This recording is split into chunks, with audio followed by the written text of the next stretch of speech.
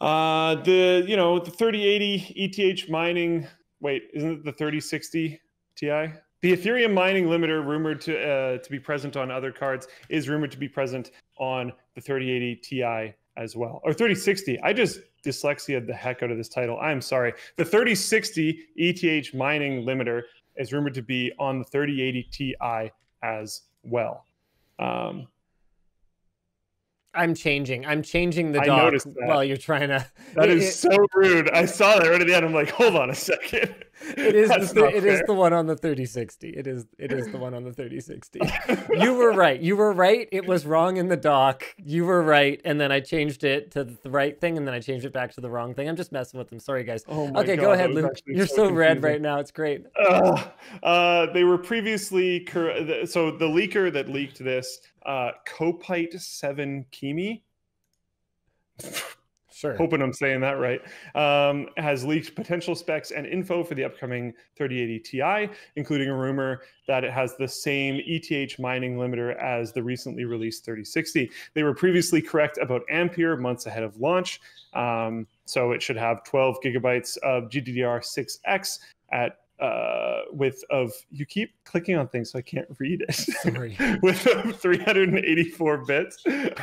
GA102.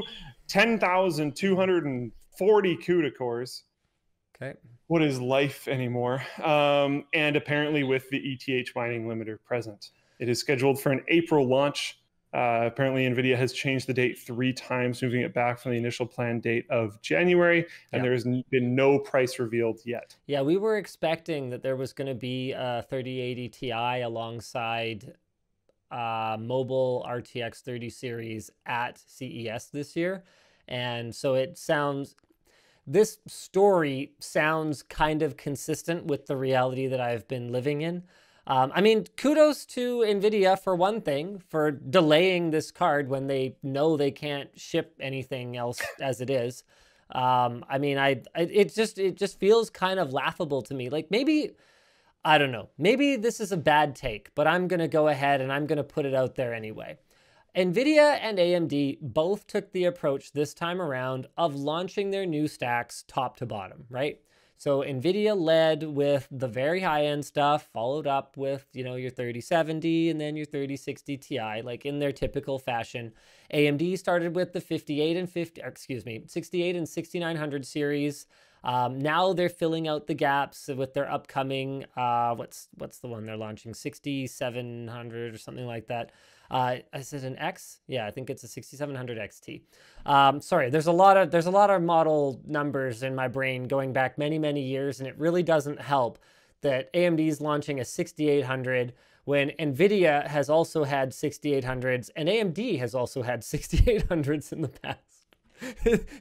It's hard to keep the wires from getting crossed at a certain point. Anyway, maybe this is a bad take, but I'm kind of looking at it going, okay, Nvidia, if you can sell 3080s all day long, and we know that you're going to have to give up some of the fab capacity that you planned to use or that you could use for 3080s to build 3070s or 3060 Ti's or 3060s, but the 3080 is $1,000 plus card, why don't you just make those for a while?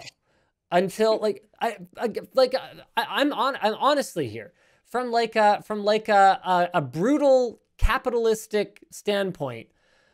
Yes, you can move a lot of more volume of a $400 or $500 card compared to a $1,000 or $1,500 card or whatever the case may be. But if you don't have to move more volume, I'm pretty sure that everything that I know about selling things would indicate that higher average sell prices are better. Fewer larger transactions is easier than many more smaller transactions as a general rule.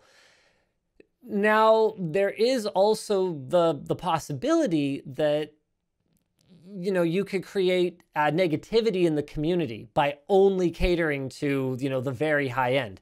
It's also very likely that Nvidia had already committed to, well, they did already commit to 3090, 3080, and 3070 at the same time. But what they hadn't committed to already was, oh, and they had probably also committed to turn off their production on the previous node of their 20 series.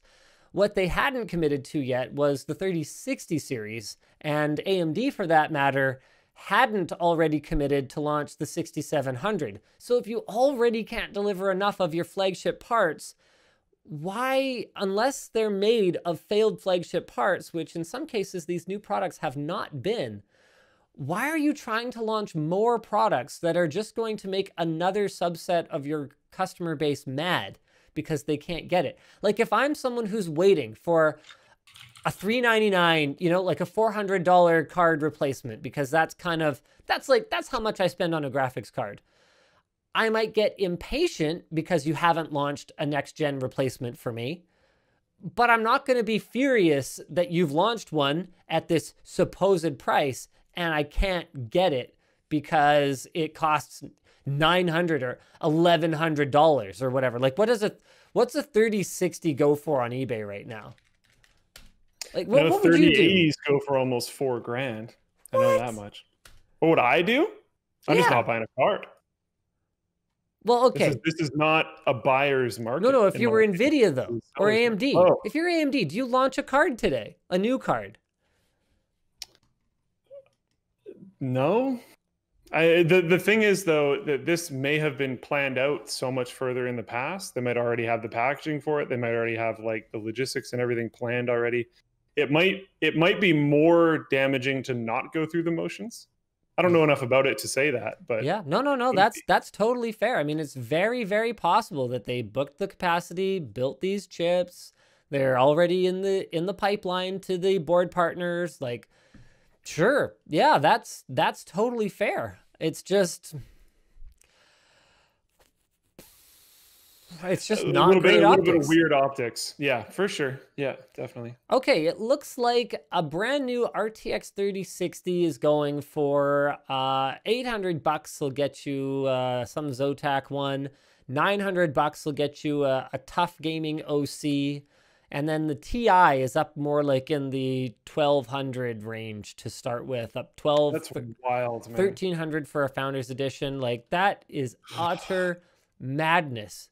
If you have a perfectly capable GPU right now and it blows, like it dies, I feel very bad for you. Yeah, that's rough.